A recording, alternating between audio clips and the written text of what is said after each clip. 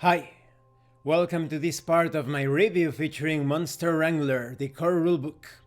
If you haven't seen the other parts of my review, featuring this tabletop role-playing game, where you raise, train, and fight with your monsters, please check out the playlist in the description below. This time we are going to talk about the Chosu Almanac. This section contains a brief summary of each nation, its history, and what sort of monsters typically dwell in each area. Each nation also contains a few plot hooks to help generate adventure ideas within its borders. First we have Revara, with the capital of Ruma. Revara is a nation that divides its history into three starkly different time periods: before, during, and after the Majul Empire. In the time before it was conquered by Majul and absorbed into the empire, Revara was a rural nation composed of loosely connected farmlands, held together by a council of semi-professional elected representatives. During the 34 years that Revara was under the control of the empire, it underwent significant industrialization. The Majul seized control of Revara's farms, forcing thousands of rural farmers into the nation's growing cities. In the 70 years since the fall of the empire, Revara has become one of the most powerful and influential nations in Chosu. Despite these periodic shakeups, technology has continued to advance in great strides since the end of the revolution, with Ruma in particular becoming a modern metropolis of glass and steel.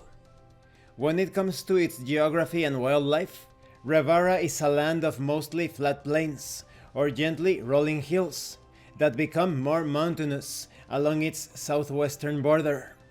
Majul Island, north of the mainland, boasts numerous large cities along its southern coast, but its northern side is largely abandoned tundra. Revaran cities don't attract too many monsters. The constant noise and bustle tends to scare them off, but Womburn are a noticeable exception. When it comes to adventure hooks, I am going to be avoiding spoilers. I will just give you a line or two of the different hooks. A wild Taichen has made its nest in a small town, much to the frustration of the townsfolk. The player characters wake up in the middle of the night to the smell of smoke. Then we have Barsoul, with the capital of Jebron. Barsoul is a relatively rural and sparsely populated nation. Its largest towns are still small by Revaran standards, and visitors would be hard-pressed to find many buildings taller than 2 stories.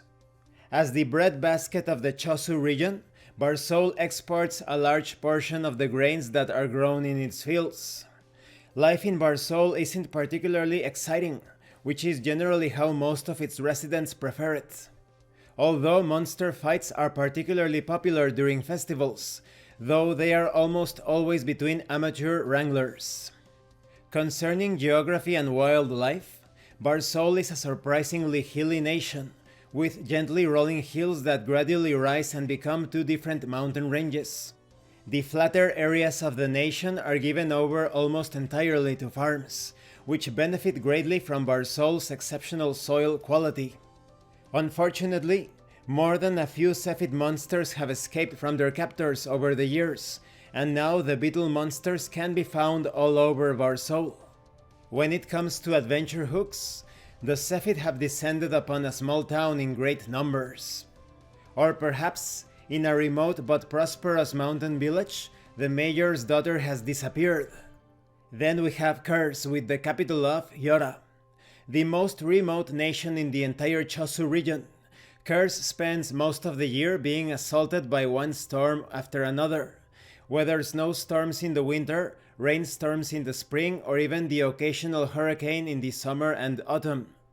Curse was largely ignored by the Majul Empire during its expansion across the region, and as a result, the nation tends to lag behind its neighbors in terms of technology. Cursans are notable for having utilized monsters as beasts of burden. Politically, Curse is a dictatorship, with nearly all of the nation's meager political power residing in the hands of the reclusive Bancroft family. The Bancrofts are relatively benign as far as dictators go, and choose to remain distant from the people they govern as a general rule.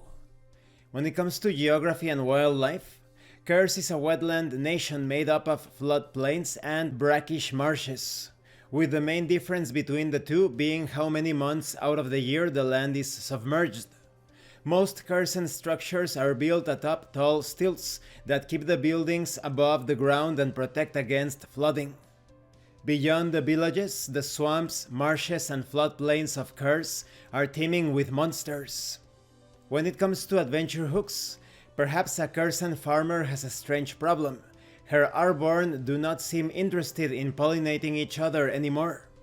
Or maybe Namtek has opened a new store in a Cursen village, but nobody seems interested. And this concludes this part of the review. In the next part we are going to continue with the rest of the nations. I just gave you a few details. It is quite surprising how much information is contained in each subsection concerning the different nations. And the plot hooks are a bit more extensive. I just gave you, like I said, a line or two. They are well developed in order to flesh out the starting adventure for a campaign. You could even create an entire campaign connecting all of the plot hooks together. Thank you for watching this part of the review, and thank you for your likes and your comments. If you have any questions or comments, please let me know. And thank you so much to those of you that are going the extra mile to support the channel. If anyone else wishes to further support the channel, the information on how to do that will be in the description below. And remember, it is better to roleplay and fail in character than not to roleplay and fail as a player.